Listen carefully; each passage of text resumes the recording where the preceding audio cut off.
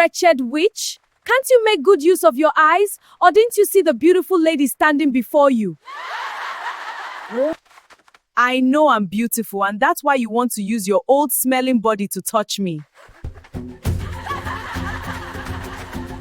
I was the most beautiful girl in the village, until the morning I woke up and couldn't recognize my own face.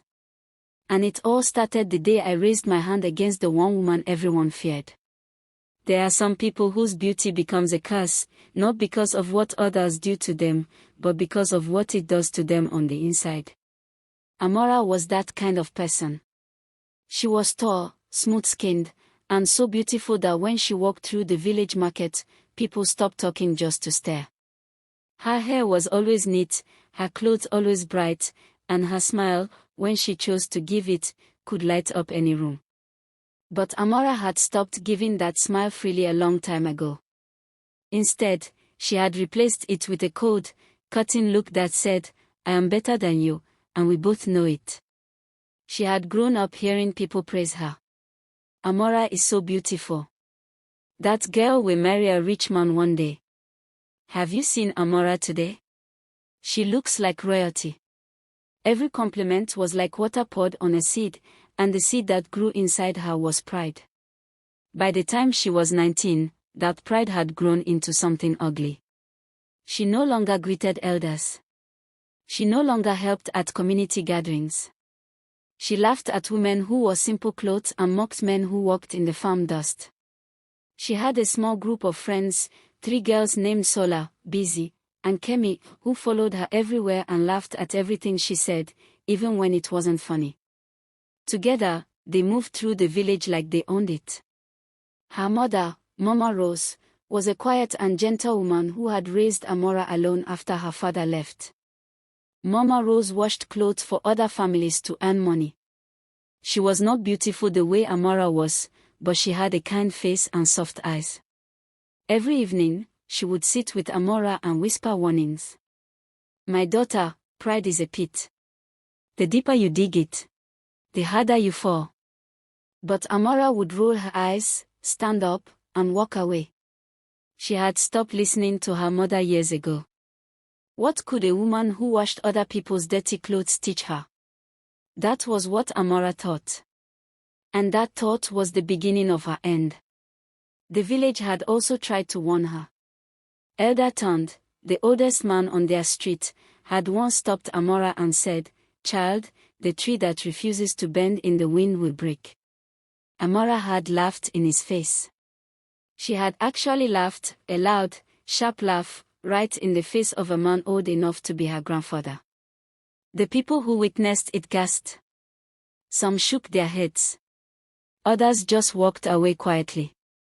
But nobody confronted her, because Amora had a sharp tongue and a mean spirit, and people had learned that arguing with her only made things worse. So the village watched. And the village waited. Because in that place, everyone knew that what goes around always comes around. Before we continue, if you love emotional stories with deep lessons like this, don't forget to subscribe and turn on the notification bell, because stories like this one will stay with you long after they end. On the far edge of the village, where the footpath narrowed and the tall grass grew on both sides, there was a small hut. It was made of mud and old wood, with a low door and a little window always half covered with a cloth. Herbs hung from the ceiling inside. Strange-smelling smoke sometimes drifted out through the cracks. Children dared each other to walk past it at night. Adults crossed to the other side of the road when they passed it during the day. Everyone in the village feared the woman who lived inside. Her name was Madame Grace. Nobody knew exactly how old Madame Grace was. Some said 70. Others said older. She had deep lines on her face, white hair that she tied back with a piece of cloth, and eyes that were calm and dark, eyes that seemed to see more than most people were comfortable with. She rarely came into the village center. When she did, she moved slowly, carried a woven bag, and spoke to almost no one. People whispered about her. They said she could put a curse on a person just by looking at them. They said animals behaved strangely near her. They said she had lived through things no one could explain. None of these things were true. But fear has never needed truth to survive. The real story of Madame Grace was this: she was a herbalist. She had spent her whole life learning the secrets of plants, which roots could cool a fever, which leaves could stop a wound from bleeding, which bark boiled in water could help a woman deliver a baby safely. She had learned these things from her grandmother, who had learned them from her own grandmother before that. Madame Grace healed people. But she did it quietly, at night, without credit, without payment. A sick child brought to her would be returned to its parents breathing normally the next morning. A man with a swollen leg would leave her hut walking. She never asked for money. She never asked for thanks. She only asked that people not make noise about it, because she preferred her silence and her herbs to fame and attention. But the village had decided she was dangerous. Maybe it was because she was different. Maybe it was because she knew things they didn't. Maybe it was simply because she was old and alone and strange. Whatever the reason, they feared her, and fear had made them cold toward her. Young men moved their children away when she walked by. Market women stopped talking when she appeared. She was never invited to village meetings or celebrations. She had learned to live with this. She had learned to be okay with being misunderstood. She tended her herbs, she healed her patients in secret, and she stayed out of people's way. All she asked of the village, silently, was that they leave her in peace. For many years, they did. Until Amara. It was a bright Tuesday morning when everything changed. The kind of morning that looks too beautiful to carry trouble: golden sunlight on the water, birds singing in the trees, the smell of fresh earth after rain. Amora and her 3 friends, Sola, Busy, and Kemi, walked down to the river to fetch water. They were loud and laughing, as always. Amora wore a bright orange wrapper and had her hair freshly done. She walked in front, as always, with her friends trailing behind her like a little parade. The river was wide and peaceful. They filled their buckets and began washing their feet in the shallow path near the bank. That was when they saw Madame Grace. The old woman was crouched near the riverbank, some distance away, carefully cutting herbs from the plants that grew along the water's edge. She walked slowly and gently, placing each herb into her woven bag. She had not noticed the girls yet. For a moment, even Amora went quiet, just watching her. Then Sola whispered, "It is that old witch." And the 4 of them started giggling. Madame Grace looked up. She saw them. She did not look afraid or angry. She simply straightened up slowly, looked at them with those calm, dark eyes, and said quietly, "Good morning, children. Please be careful near that part of the bank. The ground is soft after the rain and you could slip into the deep water." It was a kind warning. A grandmother's warning. The kind of thing any caring elder would say to young people near a dangerous riverbank. But Amora did not receive it that way. Amora took 2 steps forward, put her hands on her hips, and said loudly, loud enough for her friends to hear every word, "Excuse me. Who are you to tell us where to stand? Old woman, go back to your dirty little hut. Nobody asked for your warning. Nobody is afraid of you. Mind your old, wrinkled business." The friends burst out laughing. Madame Grace said nothing. She simply looked at Amora with steady eyes. That steady look made Amora even angrier. She had expected fear, or tears, or the old woman to shuffle away. The calmness felt like a challenge.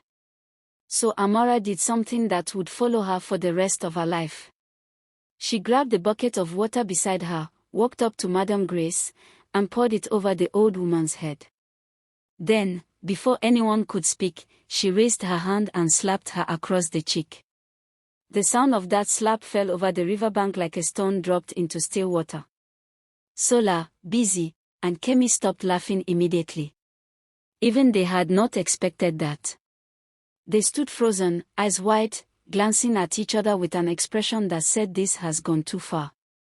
Madame Grace stood there, soaked, her woven bag on the ground, one hand slowly rising to touch her wet cheek. She did not cry. She did not shout. She looked at Amora with eyes that were not angry, they were something deeper. Something ancient. Then Madame Grace spoke. Her voice was quiet, barely above a whisper, but every word landed clearly. I did not come here to fight you, child. I came to gather herbs and go home. But you came to me with your hands and your mouth full of poison.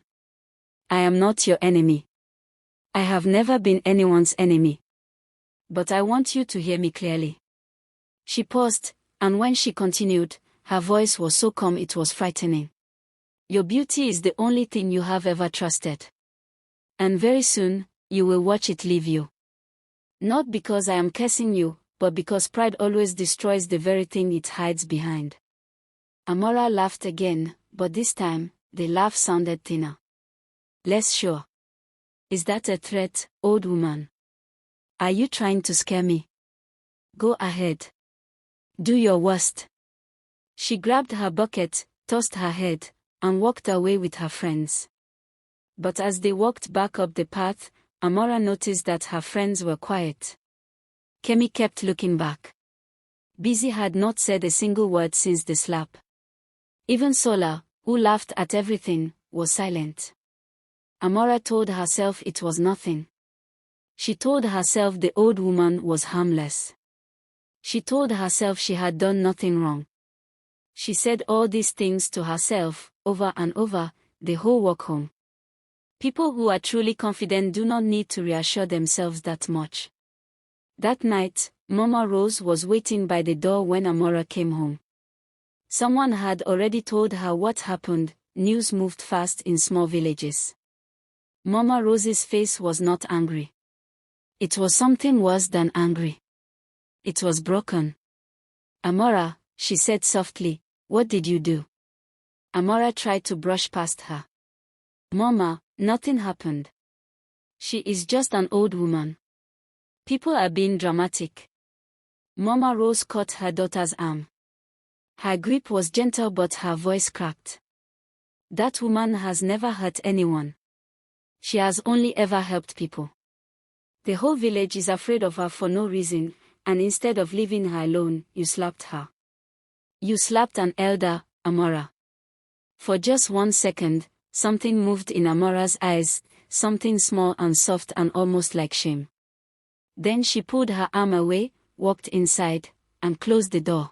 Amora woke up before sunrise. She didn't know why, she never woke up early. Her body had pulled her out of sleep like something urgent needed her attention. She lay in the dark for a moment, blinking, feeling something strange. A tightness in her face. A kind of warmth on her skin that wasn't the warmth of the blanket. She reached up and touched her cheek. Her fingers felt something raised. Something rough. She scrambled to find her small mirror. She held it up to the thin grey light coming through the window. And she screamed. Her face, her beautiful, smooth, carefully tended face, was covered in white patches. Raised, rough, uneven patches that ran from her cheekbones down to her chin, spread across her forehead, and crept down her neck. She dropped the mirror. Picked it up again. Stared. Then screamed again, this time so loudly that Mama Rose came running and the neighbors stuck their heads out of their windows. By the time the sun rose, half the village knew.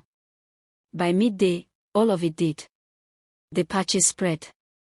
Over the next 3 days, they moved from her face down to her arms, her shoulders, her hands. They were not painful, but they were visible. Deeply, unmistakably visible. All the softness and glow of Amora's skin was disappearing under these strange white marks. She stopped going outside. She refused to open the door. She sat in the corner of her room with a cloth over her face and cried in a way she had never cried before, deep, ugly, desperate sobs. Mama Rose brought healer after healer. She spent every coin she had saved. She tried local remedies, herbal mixtures, creams from the market. Nothing worked. Not one thing. And everyone in the village, quietly, carefully, whispered the same name. Madam Grace. At this point, if you're already feeling this story, take a second to subscribe. Because what's about to happen to Amora is something you won't expect. Word spread through the village the way fire spreads through dry grass, fast, hungry, and unstoppable. People stood in small groups along the roads and talked about what had happened at the river. Those who hadn't witnessed it had already heard 3 versions of it, each one slightly more dramatic than the last. But the detail that everyone agreed on, the detail that nobody added or removed, was the slap. Amara had slapped Madam Grace. And the very next morning, Amora's skin had changed. Elder turned, the same man Amora had laughed at, sat under the big tree at the village center and said nothing for a long time when people came to tell him. Then he said, very quietly, "The wind does not forget. It only waits." Nobody asked him to explain. They understood. 3 women who had secretly received healing from Madame Grace over the years finally began to speak. One of them, a woman named Ada, stepped forward and told anyone who would listen, "That woman healed my son 2 years ago when the doctor said they could not help him. She took nothing from me. She asked for nothing. She is not a witch. She is a good woman who we have treated like an animal, and now one of our own has raised a hand to her." There was a long silence after Ada spoke. Then people slowly began to look at the ground. Sola, Busy, and Kemi, Amora's 3 faithful friends, had completely disappeared. They stopped coming to the house. They stopped sending messages. Sola had been the first to go, the morning after the river incident, when she saw Amora's face.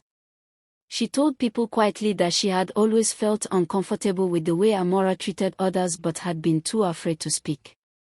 Now she had spoken, and people nodded, and nobody blamed her very much, because everyone understood that Amora's shadow had been large and difficult to step out of. Amora, locked in her room, did not yet know that her friends were gone. That discovery was waiting for her.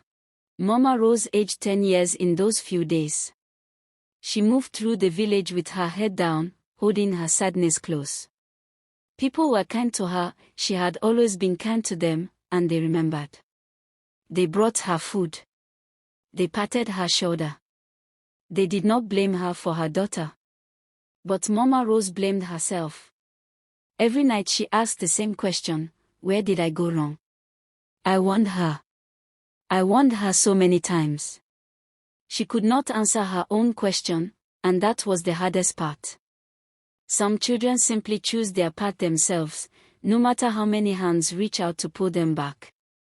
It took Amara 2 weeks to do what she should have done the very next morning. 2 weeks of sitting in darkness, of crying until her chest hurt, of reaching for a face that was no longer hers. 2 weeks of hearing her mother cry softly in the next room at night. 2 weeks of silence from friends who had vanished like smoke. 2 weeks, and then, one grey morning, she stood up. She didn't wash her face. She didn't try to fix her hair or wrap herself in a bright cloth. She wore a plain grey dress, put a simple scarf on her head, and walked out of the house with bare feet on the dusty road. Mama Rose saw her from the doorway but said nothing. She watched her daughter walk away and pressed both hands over her heart. The villagers who saw Amara on the road stepped aside and stared. This was not the Amara who had walked these paths like she owned them. This was a girl whose shoulders were curved inward, whose eyes were fixed on the ground, who moved like someone walking to receive a sentence. She found the narrow footpath at the edge of the village. The tall grass. The smell of smoke and herbs. She stood before the low wooden door of Madame Grace's hut for a long time. She raised her hand to knock, then dropped it. Then raised it again. She knocked. The door opened slowly. And Madame Grace stood there, dressed simply, eyes calm, looking at Amora with an expression that was completely unreadable. Not angry. Not satisfied. Not warm. Just steady. "I know why you are here," Madame Grace said. She didn't move from the doorway. Amora's lip trembled. She had rehearsed words all the way there, careful words, proud words, words that asked for help without fully admitting fault. But standing before this old woman's quiet eyes, every rehearsed word dissolved. What came out instead was something real. "I am sorry," Amara whispered. Her voice broke. "I am so sorry for what I did to you. I was wrong. I have always been wrong. Please, please help me." Then Amora, the girl who had never cried in public, who had mocked tears in others, who had always held her chin up no matter what, Amora dropped to her knees on the dirt path and wept. Madame Grace looked down at the girl kneeling in the dirt before her for a long time. The birds were singing somewhere in the trees behind the hut. A slow wind moved through the tall grass. Then the old woman stepped aside and said, "Come in." Inside the hut, it smelled of earth and leaves and something sweet that Amora could not name. Madame Grace moved slowly to her low wooden stool and sat. She gestured for Amara to sit on the mat across from her. Amara sat, still shaking, the scarf half fallen from her head. For a moment neither of them spoke. Then Madame Grace said, "I did not do this to you, Amora." Amora looked up. Madame Grace continued, "I am a healer, not a destroyer. I have never in my life put a curse on another human being. What is happening to your skin is not something I caused." She paused. "But I also cannot tell you that it has nothing to do with you. When a person spends years treating others like dirt, years of cruelty, years of pride, years of using beauty like a weapon, something in the world eventually responds. I do not know what to call that. I only know that I have seen it before." Amora was trembling. "Can you heal me?" she asked. Her voice was so small. Madame Grace looked at her for a long time before answering. "I can try to help your skin recover. But I need you to understand something first. What I can treat is the outside. What happened on the inside, the years of cruelty, the way you treated your mother, the elders you humiliated, the people you crushed, that part only you can heal. And that healing will take much longer than anything I can give you in this hut." Amora nodded. She understood. She was beginning, finally, to understand many things. Madame Grace gave her instructions. She was to go to the old river, not the common one where everyone fetched water, but the quieter one deeper in the bush, which old people call the Forgotten River, alone, at the very first light of dawn, for 7 days. She was to wash herself with water from that river and with the herb mixture that Madame Grace prepared for her. She was to speak no words of pride during those 7 days. She was to return to every person she had wounded and apologize, not for what she had lost, but for what she had done. "If your heart is truly changed," Madame Grace said, "your skin will respond. But I will not lie to you, child. Some marks, once made, remain. That is the nature of deep things." Amora did everything Madame Grace said. For 7 days, she rose before the sun, walked alone through the quiet bush, and washed herself in the cold water of the Forgotten River. She cried through most of it. Not from pain, but from a grief she was only now allowing herself to feel. A grief for the years she had wasted being mean. A grief for her mother's tears. A grief for the person she could have been if she had chosen differently. She went to Elder Thorn and knelt before him. He placed his hand on her head and said nothing for a long time. Then he said, "Rise, child." She went to every woman she had mocked in the market, every man she had insulted on the road, every girl whose clothes she had laughed at. Some of them wept when she came. Some held her hands. One woman, an old market trader named Mama Deo, whom Amora had once called ugly and poor, in front of a crowd, simply looked at her and said, "I forgave you a long time ago. I only waited for you to forgive yourself." That sentence broke Amara open in a way that nothing else had. After 7 days, the white patches faded, but they did not disappear completely. Several marks remained on her cheeks and her forearms. Pale, visible, permanent. The girl who had been called the most beautiful in the village would carry those marks for the rest of her life. She looked in the mirror the morning after the seventh day and stared at her reflection for a very long time.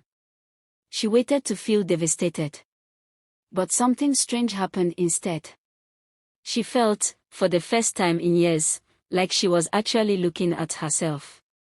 Not at beauty. Not at a weapon. At herself. And she found that she could bear what she saw. Here is the part of the story that surprised everyone. Amora did not disappear or hide. She did not leave the village in shame. She stayed. She began helping her mother wash clothes. She started visiting the sick with Madame Grace, carrying the herb bag, learning the names of plants and roots and what they could do. The village watched, waiting for the act to end. But it didn't end. Season after season, they watched the girl who had once tormented everyone become someone quietly useful, someone gentle, someone who greeted elders first, someone whose hands were always busy with somebody else's problem. The marks on her face remained. Children sometimes stared. Amora let them stare. She had learned that the only beauty worth carrying is the kind that doesn't need a mirror to survive. Madame Grace died 3 years later, peacefully, in her sleep, with the smell of herbs all around her.